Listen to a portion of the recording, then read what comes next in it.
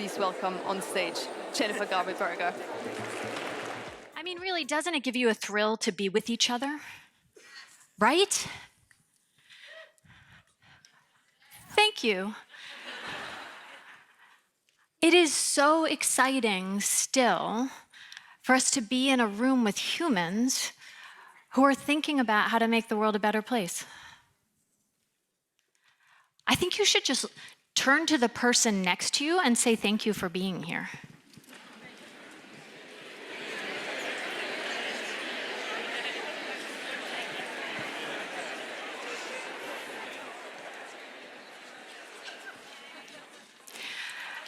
I'm also going to ask the geniuses who are behind the curtain, like the Wizard of Oz, to drop the slides.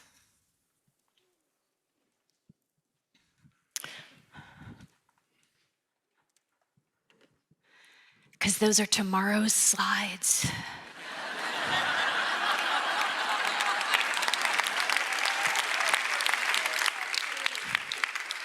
Let's do now, shall we? Okay, so the thing that we're going to play with is this. We've heard the last two speakers were awesome, right? But whew, you need a big exhale now, don't you? So the news is we have to change. Were you surprised about that? No, we know we need to change. How many of you know you need to change? Right? This is not a mystery. We know we need to change. How many of you are trying to change? We're working on it, right? We're here, we're talking to people, we're looking at the goals, we're trying. So here's my news. I know I spent my whole career trying to help people change, starting here, right? Here's the thing that gets in our way. It's us, right? What most gets in the way of you changing? It's you. What most gets in the way of me changing? It's me. It's what I'm attached to about myself right now, right? It's this psychological phenomenon that psychologists call the end of history illusion. Have you heard of this one? It's great. It says, when you ask anybody of any age, how much did you change in the last 10 years? People say, I changed so much in the last 10 years. Any age. Whew, what a decade. You ask people, how much are you going to change in the next 10 years? People are like, the change is mostly behind me now. I'm a grown-up now. And then 10 years later, we check in with them, and they're like, oh my God, I was an idiot 10 years ago, right? I changed so much. But we get really attached to the person we are today. Makes sense. Makes sense. We've worked really hard to be this person. And so we grab onto it. And so I'm going to do a little activity with you, if you're willing. It's like an ungrabbing activity, okay? You ready to ungrab with me? Okay. So first, we're going to go on a little imagination, a little trip. I want you to imagine that you have just popped yourself into a Zoom room or a Teams room where you don't have real humans next to you, right? Remember that. And it's broken in some way, right? So you can hear and see them, but they can't hear and see you. How many of you have actually had this experience? It's not that big an imagination, right? But in this case, they're talking about you. You like zoom into this room, they're talking about you behind your back. They don't know you're there. And they are saying the best things, and you love what they're saying so much. It's like the very nicest things anybody could ever say about you. I want you to turn to your neighbor and say what some of those really nice things are.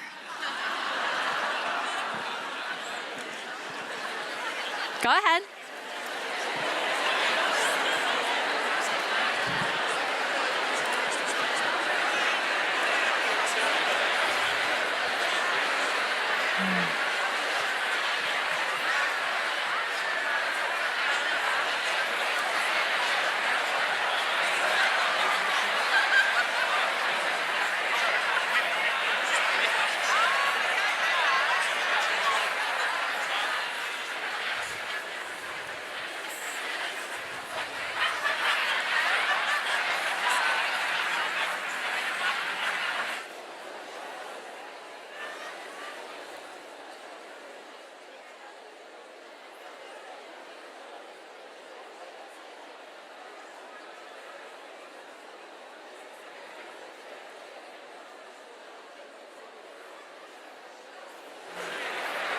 Thank you.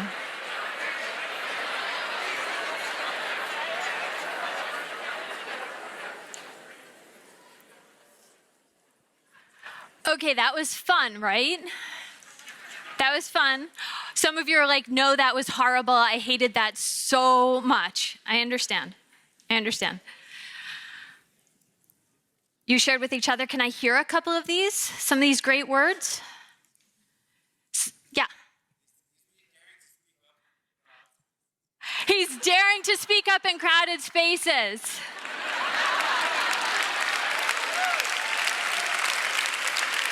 You nailed it. That's awesome. How many of you have something that looks like courage or speaking up on your list? Can you raise the house lights a little bit so they can see each other? Thanks. Courage, something like speaking up? Okay, cool. Just curious. We're just doing a little straw poll. Tell me another one. Resilience. She's so resilient. Yes? How many of you have something like resilience? I always think resilience is kind of what you have to have when somebody kicks you in the teeth. But okay. Good. Good. What else? Caring. Caring. He cares so much. How many of you have something like caring on your list? Look around the room and see how popular that word is. Right? Because we're also talking about what's our culture, right? Like what pulls us together. And one of the things that pulls us together are the words that we're drawn to, the things that we most hope we are presenting to the world. Okay, these are gorgeous words. I love them. We have a second thought experiment.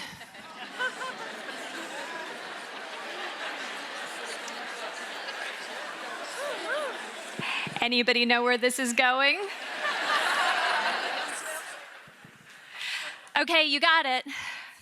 Oh, I don't even need it. Thank you. We're so good. They got the slides, but we're doing fine, right? Yeah. Okay, but thank you very much for the magicians in the back.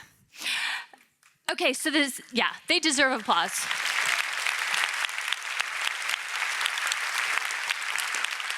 You have no idea how many people are here to make your experience feel smooth.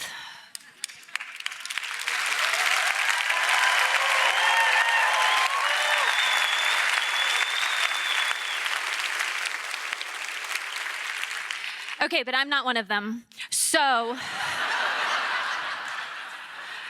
you know what I'm gonna say. You pop into the Zoom room, it's not working, they're talking about you. Yup. They're saying the worst possible things about you, the ones that make you want to just curl up in a little ball and disappear. Turn to your neighbor and share some of those.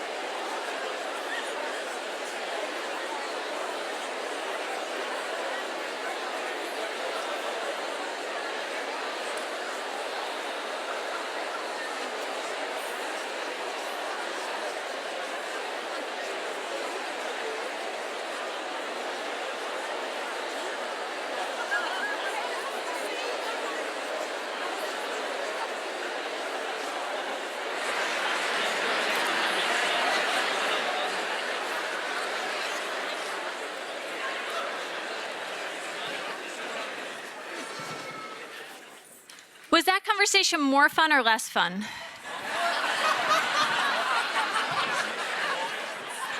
I love this. Okay, share with me.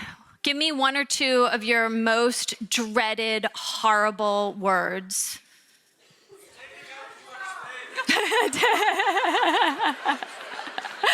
Taking up too much space. You didn't, I swear. How many of you have something like that on your list? Oh, that's very popular. That's very popular. What else do we have on our list? There were so many of them. Thinking you're better than others. How many of you have something like arrogant on your list? I think this one's gonna be super popular. I have this one on my list for sure. Yep. Rude. How many of you have something like rude? Unkind. Okay, these words stink, right? These are terrible words. So what we have here is there are some words that are beautiful words, and you're trying to perform those, and you're probably doing a very good job. Probably you get feedback that sounds kind of like that first thought experiment, right? Probably people do say those things about you. And on the other hand, you have these kind of crappy words, right? And probably you don't hear those so much. Some of you might hear it a little bit, but probably most of you don't hear it that much. And that's because you've used these words are like a guide for you, right? We've been talking about a compass. These words are like a platform you can stand on. But here's the tricky news. Every platform we stand on becomes a prison if we stand there too long. And these words that have been fabulous for you to bring you here, the ones you're drawn to and the ones that you're averse to, they're probably now getting in your way. That sucks. So let's play around with this for just 1 minute. I would love a volunteer. I promise it won't be painful at all. It'll be like a developmental experience. I have a volunteer. Can you get this man a microphone?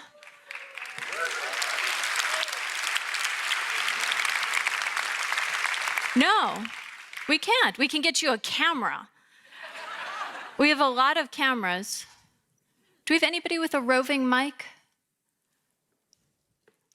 How's your lung capacity? Look at this. See, this is like fantastic. He's over here. Can you pass? Many hands make light work.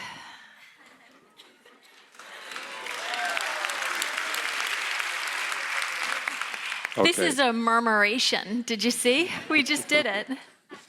Tell us your name. Lorenz. Thank you, Lorenz. Thank you. So we are going to explore this idea with you for just a minute. We're all going to do it together, okay? So you have about 1,000 coaches now. Congratulations. Can you give us the words from this first list, your most desired words? Present, attuned, caring, always in service of the situation. These are gorgeous. How many of you like Lawrence's words? They're awesome. And I bet you do a great job at them.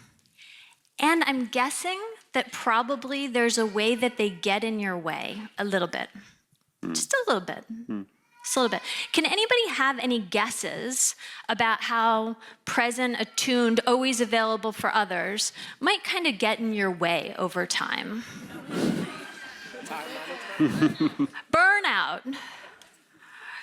You're only in it for other people. You don't pay enough attention to yourself. What else am I hearing? Oh, sometimes it interferes with saying the truth. You get in. Oh, yeah, yeah. So we're hearing, you got a lot of coaches here.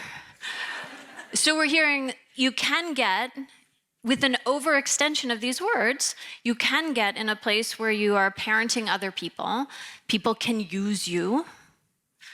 And even though you are trying your very best, you might make other people feel small.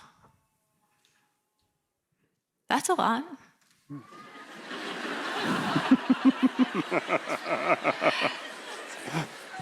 So here's the thing. We were talking just before about how the darkness encourages light, right? Our light casts shadows. And we need to be aware of that. We need to be familiar with the shadows that our light might cast. But here's the other thing. Our shadows cast light. Can you tell me some of your negative words?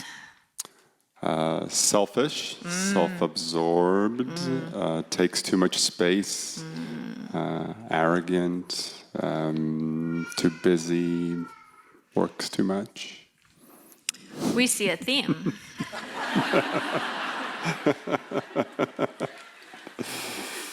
Now, I'm not going to suggest that you should become a guy who's like super arrogant and takes up a lot of space. I'm also guessing you're not gonna be that guy. But your fear of being that guy might get in your way. How might the fear of being that guy get in Lawrence's way? How? He might play small. Yeah. Yeah, he might not pay attention enough to himself and do what he wants for him. He might not step into his power. He might not go on a holiday, right? He might not set boundaries. We're just guessing. We don't know. You're 1,000 coaches. We don't know. And it's not like any of us have any of these issues ourselves.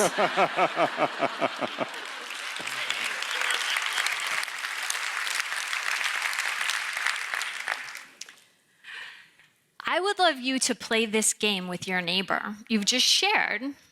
I'd like you to just push around. What is the one thing on your positive list that might be getting in your way because you're trying to grab it too hard? And what is the one thing on your negative list that might be getting in your way because you're trying to run away from it too far? Talk to each other about that for a minute.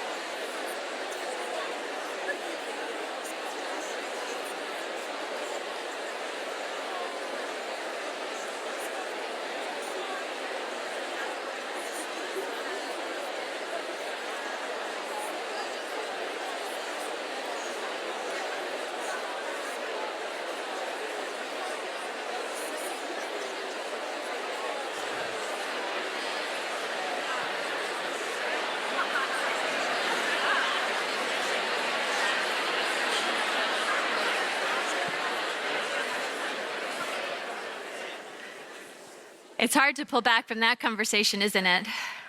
But my numbers are red. I am now in the deficit. So can we first thank Lawrence for courage and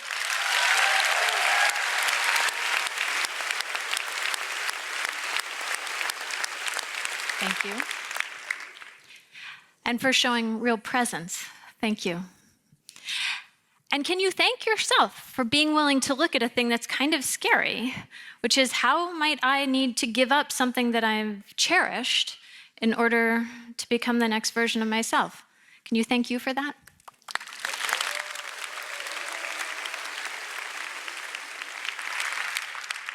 Here's the thing. We talk about optimism, right? We believe in growth in this room.